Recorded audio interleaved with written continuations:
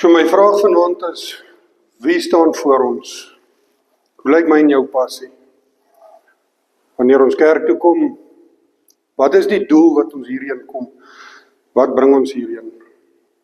Is ons passie dit wat ons nou gesien het? Of kom ons net om met mekaar te gesels en met mekaar te ontmoet? 1 Timoteus 6 vers 13 tot 16, Paulus gee 'n opdrag aan Timoteus met Jesus as getuie wat die goeie belydenis voor Pontius Pilatus afgelê het.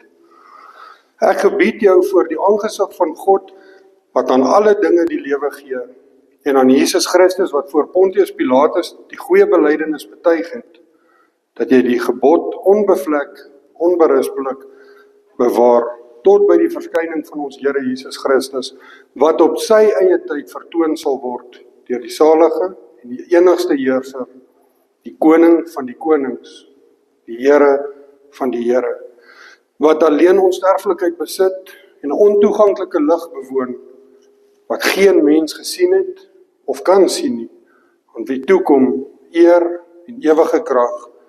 Amen. Die woorde gebied jou voor die aangesig van God is 'n baie ernstige en 'n gewigtige uitdrukking. In kort kan ek vir jou sê, dat ek en jy met die hoogste moontlike erns aangespreek word, asof ek en jy direk voor God staan, direk in sy teenwoordigheid staan en aan hom verantwoordbaar is. God is so groot dat ons as sondaar mens nie eers in sy lig kan kyk sonder om oorweldig te word nie. Hebreërs 12 vers 29 sê vir ons, want ons God is 'n verterende vuur. Ons moet ernstig die vraag vir onsself vra. Wie staan voor ons? Wie dink ons sit op die troon? Ons as mens is geneig om te sê die Ou Testament se God was kwaai. Dat die Nuwe Testament se Jesus net genade en liefde is. En nou kan ons maar ontspan. En hierdie stelling maak ek net op grond van wat ek sien om ons aangaan. Ons mense kom kerk toe soos wat ons wil. Ons trek aan soos wat ons wil. Ons hou onderlinge geselsies tydens die diens soos wat ons wil. Selfone lei soos dit wil. As in die week gaan vir 'n tandarts afspraak en die eerste bord wat jy kry is, sit jou selfoon af. Kan ons dit nie vir ons Here Jesus gee nie? Ons sal self sit in die huis van die Here met kepsies aan en selfs sonder gebed. Waar is die orde? Waar is ons gesag? Ons kan 'n bietjie dieper kyk in hierdie saak. Ons begin by die heiligheid van die Allerhoogste. Die vrees vir die Here. Psalm 33 vers 8, laat die hele aarde vir die Here vrees. Laat al die bewoners van die wêreld vir hom bedig wees. Vers 9, want hy het gespreek en dit was.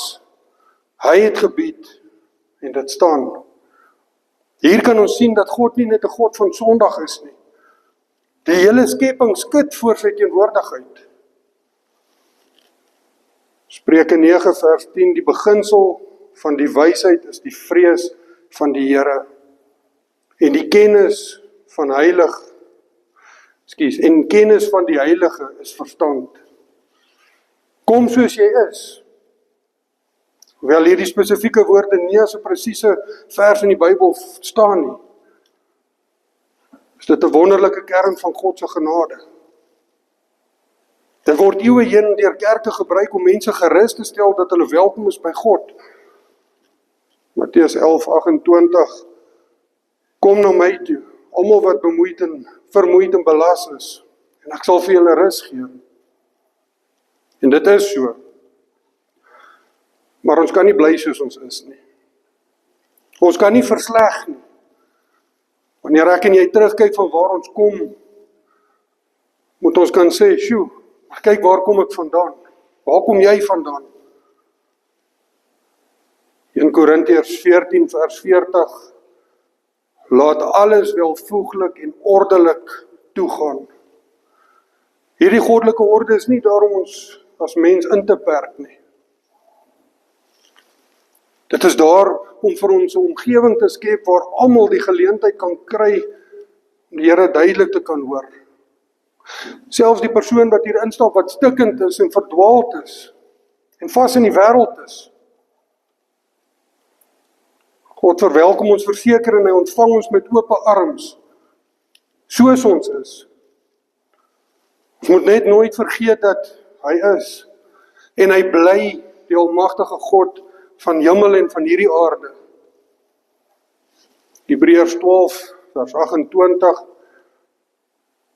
Daarom, omdat ons 'n onwankelbare koninkryk ontvang, laat ons dankbaar wees en so God welbehaaglik dien met eerbied en met vrees. Wanneer ons hierdie gedeelte lees, moet ons die balans besef tussen genade en heiligheid. Met eerbied en vrees beteken nie angsbevange nie. Dit beteken wel met 'n diep heilige ontzag vir God se grootheid en sy soewereiniteit. As jy met eerbied voor die koning van die heelal verskyn, moet ons die beste moontlik voorkom vir God. En ja, die wêreld verander. Kyk hoe die wêreld net in die laaste 20 jaar verander. Die tegnologie in ons sak vandag het 20 jaar terug nie eers bestaan nie. Die manier hoe ons koop, kommunikeer, leef, is heeltemal anders. Maar God, hy bly dieselfde. Hy is onveranderlik. En ja, kerke het verander. Die groot gevaar is dat ons moet oppas om dat die moderne wêreld nie veroorsaak dat ons respek vir God afwater nie. Vir baie het godsdienst net 'n stokperdjie geword. Ons het God van die troonloop afval, met respek gesê. Aan wie behoort ons lewe? God soek alles. Hy soek ons lewe. God soek nie net 'n Sondagoggenduur nie.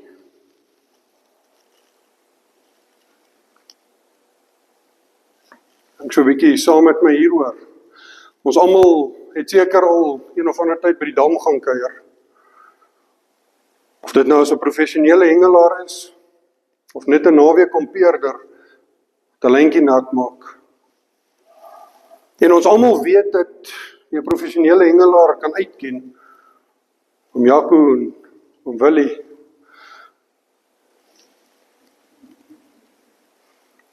En jy kan hulle uitken van die naweek hengelaar. En jy kan op 'n afstand onderskei watter een is watter een. Is reg of verkeerd. Die professionele manne, om Jaco, om Willie, hulle sal seker maak alles is 100% reg. Hulle sal seker maak hulle stokke is reg, die aas is reg, hulle hoeke is skerp, en hulle kom met 'n plan. En hulle hele hart is in daardie roeping in. Hulle ry nie hierso, en dan wonder hulle daar by die dam, wat gaan hulle maak nie. Hulle weet, hulle gaan reeds met die plan. Maar die ander een, die naweek hou, hy geniet die kamp te lekker. Sy voorbereiding is slordig en nie heeltemal reg vir die visvang nie. Hy het ook nie die regte goed in plek vir visvang nie. Hy gooi maar net 'n lyntjie in die water en dan hoop hy vir die beste terwyl hy agteroor sit. Die gevaar is dat baie van ons dieselfde slordig naweek hengelaar houding na die huis van die Here toe bring. Ons berei ons harte glad nie voor vir die teenwoordigheid van ons Allerhoogste nie. Ons storm sy teenwoordigheid binne sonder enige selfondersoek. Ons gooi maar net 'n vinnige halwe gebed of 'n vinnige uur op 'n Sondagoggend in die water en ons hoop vir die beste. Ons gee vir die Here ons slordige oorskiet energie. Maar vir die wêreld gee ons 100% Ons professionele 100% gee ons vir die wêreld. En God se genade is verniet. Maar is nie goedkoop nie. Veronderstel in jou huwelik sê jou ander helfte vir jou, jy kry net 50% van my. En my vrye tyd is myne. Ek herhaal, God se genade is verniet. Maar dit is nie goedkoop nie. Malagi 1 vers 8. En as julle 'n blinde dier bring om te offer, is dit geen kwaad nie. En as julle 'n lam of 'n siek dier bring, is dit geen kwaad nie. Bring dit tog vir jou goewerneur. Sal hy 'n welgevalle aan jou hê, of jou goedgesind wees? Sê die Here van die leerskare. Ja, dit was in die Ou Testament, soos baie sal sê. Ons lewe nie meer in die Ou Testament se tyd nie. En in die Ou Testament is dit waar die Israeliete vir God oorskiet gegee het. Die Israeliete sou dit ook nooit vir hulle menslike leiers of vir hulle goewerneurs gee nie. Maar hulle gee dit vir die Allerhoogste. Die Ou Testament is mos vervul, so sê hulle. En Jesus is nou in die plek met baie genade vir ons. Ons leef nou in die Nuwe Testament, nie waar nie? Ek is net nie seker, Openbaring is dit in die Ou Testament of Nuwe Testament. Volgens my Bybel is dit in die Nuwe Testament. Ek ken jou werke, dat jy nie koud is en ook nie warm. Was jy tog maar koud of warm? Ons as mens, lou warm water maak ons naar, jy kan dit nie drink nie. Halwe godsdienst maak vir God naar. Om te sê ek gee vir God net my sondaguur en my oorskiet energie, is presies dieselfde as om 'n mankskapie op die altaar te gooi. Dit is beter om heeltemal weg te bly en koud te wees, as om te maak asof jy brand vir God, terwyl jou hart koud is. Openbaring 3 vers 16. Maar nou, omdat jy lou is en nie koud of warm nie, sal ek jou uit my mond spieg. Die kerk van Jesus Christus bestaan in die heel eerste plek vir Jesus Christus. Dit is Jesus se kerk. Hierdie preekstoel is Jesus se. Almal van ons wat hier sit is Jesus se mense. En aan die einde van die dag, toe hulle by die berg Sinaï bymekaar gekom het en kerk gehou het, was Jesus Christus die middelpunt. Die fokus was Jesus Christus. Die autoriteit was Jesus Christus. Die mense het rondom Jesus Christus vergader. Hulle het nie die verlore Egiptenare gevat en hulle die middelpunt gemaak nie. Die kerk is God gesentreerd. Ons sing vir God. Ons ontmoet met God. Ons hoor van God. En ons kom om God te dien. Hierdie kerk is rondom God gesentreerd. Dit is vir God. En ons vergader rondom God. En wanneer 'n kerk mensgesentreerd raak, word die prediking mensgesentreerd. 4 stappe na beter jy. 7 maniere om beter te voel oor jouself. En 3 dinge wat jy kan doen om dit 'n beter dag te maak. Ek en jy het nie 'n motiveringspraatjie nodig nie. Ek en jy het vir God nodig. Wie van ons wat in die bediening staan, die wat in die gap staan, ons dink almal dat ons werk vir die kerk doen, en nou moet God tevrede wees met ons oorskiet. Ons bedieningsleiers, die kapelane, sangers, die band, die wat agter die klankbord sit, en selfs die wat die verwelkoming en die koffie bedien. Hoe bring ons ons offer? Bring ons 'n halwe offer? Kom ons laat. Is dit vir my en jou 'n las om hier te wees? Is die voorbereiding vir die sang, gitaar, klank, of selfs die beradingssessie net 'n vinnige oorskietoefening? Het ons tyd wanneer iemand jou in die arm gryp Sondagoggend na kerk en sê ek het jou nodig, wat gee ons? Gee ons net 'n halwe, of gee ons alles? Of nog erger, terwyl die band hier op die verhoog sing oor God se liefde, of 'n kapelaan daar by 'n behoeftige se huis probeer help en 'n oplossing probeer kry vir herstel. Hoeveel van ons kinders agter die skerms mekaar stikkend? Dis God se kerk. Kom skinder ons. Jakob het vanoggend gepraat oor dit. Ons sny die liggaam van Jesus Christus met ons eie tong en middel deur. Hoeveel van ons hier sal regtig met 'n kapelaan gaan praat as hy probleme het? Baie min van ons. Want ons is geneig om die werk te wil doen, maar ons loop en skinder mekaar agteraf. Ons sny die liggaam van Jesus Christus met ons eie tong en middel deur. Ons staan in die lig, maar in die donker breek ons mekaar af.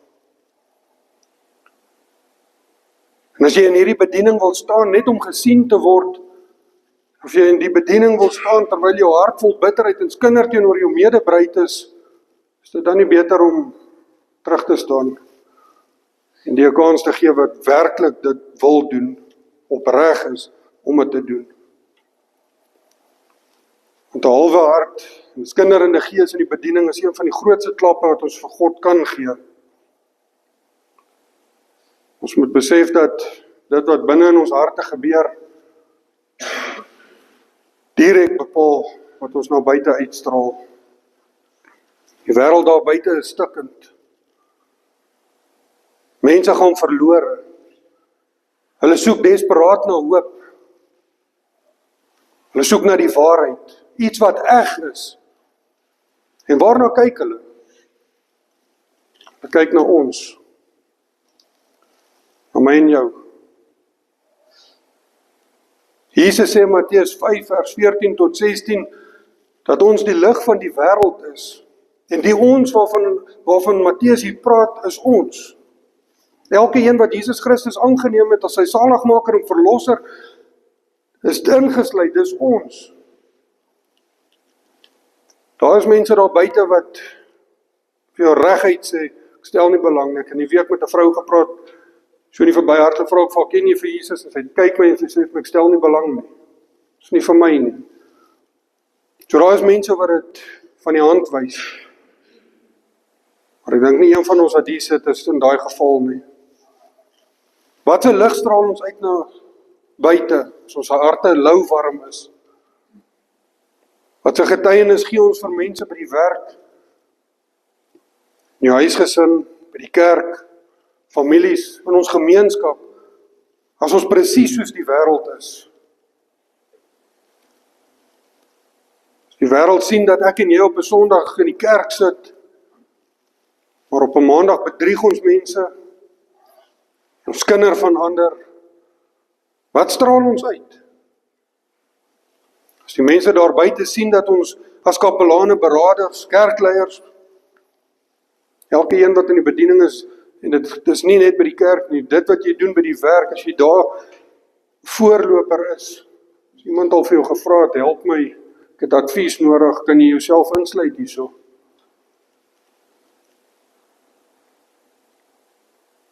Maar as die wêreld sien ons agterbaks mekaar beskinder, soos die mense in die buitewêreld, kom sal hulle ooit ons God wil dien. En Paulus waarsku ons in Romeine 2 vers 24, want die naam van God word weens julle onder die heidene gelaster. Weens ons word ons God se naam gelaster onder die heidene. En dit is 'n pynlike realiteit. As ons nie in volheid voor God wil buig nie, is ons besig om mense weg te dryf van die koninkryk af. Ons kan nie die wêreld met die impak van die evangelie tref as ons eie lewens nie eers deur die vrees van die Here getref is nie. As ons self nie vrees vir die Here het nie, hoe sal ons dit uitwys buitentoe? Ons moet nooit vergeet nie, dit was Jesus wat Egipte verwoes het. Dit is Jesus wat die Nyl in bloed verander het. Dit is Jesus wat die 10 plaae gestuur het. Dit is Jesus wat die eerstgeborenes omgebring het. Dit is God wat verskyn het en gemaak het dat mense met verskrikking en angs voor die berg Sinaï staan. Die Bybel sê die engele wat rondom Jesus is aanbid hom. En hulle roep niks anders uit. Wat roep hulle uit? Heilig, heilig, heilig. Dis ons Jesus. Dis ons God. Jesus self het in die Nuwe Testament gepraat en gesê, was jy maar eerder koud of warm, maar omdat jy lauwarm is, gaan ek jou uit my mond uitspoeg. Waarom sê Jesus, hy wil die lauwarmes uitspoeg? Nie omdat hy ons haat nie, maar omdat hy ons te lief het, om ons in ons eie lauwarm gemors te los. Dag 1 het ons gekom soos ons is. Ons kan nie bly soos ons is nie. Romeine 5 vers 8, maar God bewys sy liefde tot ons daarin dat Christus vir ons gesterf het, toe ons nog sondaars was. Hy soek ons hele hart, omdat hy weet 'n halwe hart gaan ons geestelik doodmaak. En vanaand is nie 'n tyd van oordeel nie. Dit is 'n tyd vir uitnodiging. Die koning sê, kom terug na die altaar toe. Bring vir my jou hele hart, jou volheid. En ons as gemeente laat ons saam die eer van sy huis herstel. Nehemia 2 vers 17, daarop sê ek vir julle, julle sien die nood waar ons is, dat Jerusalem woes lê en sy poorte met vuur verbrand is. Kom, laat ons die muur van Jerusalem opbou. Dat ons nie langer 'n voorwerp van smaad kan wees nie. Die herstel van hierdie kerk begin nie by die persoon langs jou nie. Dit begin by my en by jou.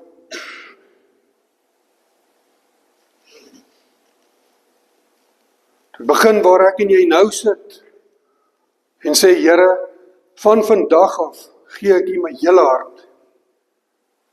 Nie meer my oorskietheid nie. Nie meer lauwarm gebede nie. Ek herstel die altaar in my eie lewe. Dan Nehemia 2 vers 18, en ek vertel hulle van die hand van my God, wat goed was oor my, en ook van die woorde van die koning, wat hy my gesê het. En hulle sê, ons sal ons klaarmaak en bou. En hulle het hulle hande sterk gemaak vir die goeie werk. Kom ons kyk vanaand in ons geestesoog. Voor ons staan nie 'n maggemaakte God nie.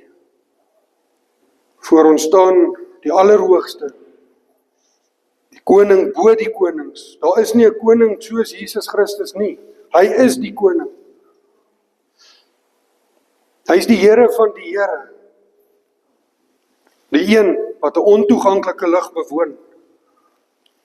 Die een voor wie die engele dag in en nag in uitroep, heilig, heilig, heilig. Voor ons staan die Jesus wat sy lewe vir my en jou gegee het. Hy is ook die een wat vir my en jou herinner dat my en jou halwe hart en oorskiet energie om naar maak. Hy staan nie hier as 'n regter om vir my en jou te veroordeel nie. Maar as jou verlosser wat weier om vir my en jou in ons lauwarm gemors te los. Daar waar jy nou sit, oë gesluit.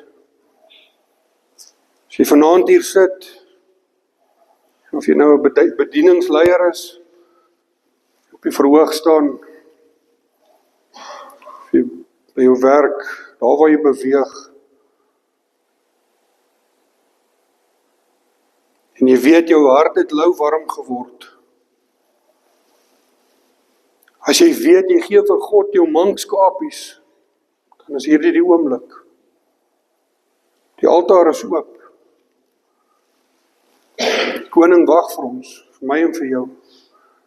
Kom ons maak ons hande sterk vir hierdie goeie werk. Kom ons buig nou saam voor die een wat waarlik voor ons staan. Amen. Aba Vader, Here, so baie dankie vir 'n wonderlike nag. Dankie Here dat ons onsself ook kan herinner aan wat vir U aanneemlik is, Here. En Here, dit wat ons so vanselfsprekend aanvaar, Here, daar waar ons U klein gemaak het met respek gesê, Here. Kom ons as gemeente en ons kom vra, Here, dat U vir ons sal vergewe, maar dat U ook ons hande sal vat, Here, dat U vir ons sal uitwys waar ons moet en kan verbeter, dat die Heilige Gees in ons harte sal werk, Here. Here, ons is sondaars en ons is, die vlees is so geneig aan verskonings en soveel dinge wat ons weerhou om by U dinge uit te kom, om U te dien in volheid, Here. En Vader, ons loof en prys U naam, Here, ons eer U dat U ons nooit weggooi nie, dat U ons vermaan, dat U vir ons ook kom haal daar waar ons verdwaal het, en daar die een skapie wat weggeraak het, Here. Los hier die 99 om vir ons te kom haal, vir elke een, Here, wat hier sit, wat lauwarm geword het, Here. Ek vra, Here, dat U elke een van ons in ons harte sal ontvanklik maak vir U, Here. Dat ons weer sal besef hoe groot U is, Here. Want Vader, die huidige wêreld, Here, het so verswak en ons is geneig om saam te verswak, Here.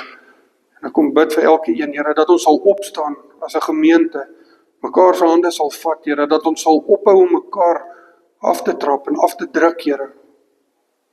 Dat ons sal opstaan as 'n eenheid en weer hande vat en weer sal bou, Here. Want dit is waarvan ons hier moet wees, Vader. Vra, Here, dat U ook hierdie aand sal vooruitgaan, dat U vir ons sal seën en oorvloed, dat U met ons sal wees. Die week wat voor lê, Here, dat U ons baie sal gelyk maak, Here, maar dat U ons die krag sal gee om deur dit te kom. Ons loof en prys U naam, Vader. Dankie dat U bemoeienis met ons maak, Here. Wees ons mens dat U met ons kennis maak, dat U met ons ontmoet, Here. Maar Here, U is so getrou, Here, U is onveranderlik. En U het gesê, U is daar vir ons. Wie kan teen ons wees? En ons vra al hierdie dinge nie omdat ons dit verdien nie, Vader, maar alleen in Jesus se naam. Amen. Ons gaan nog een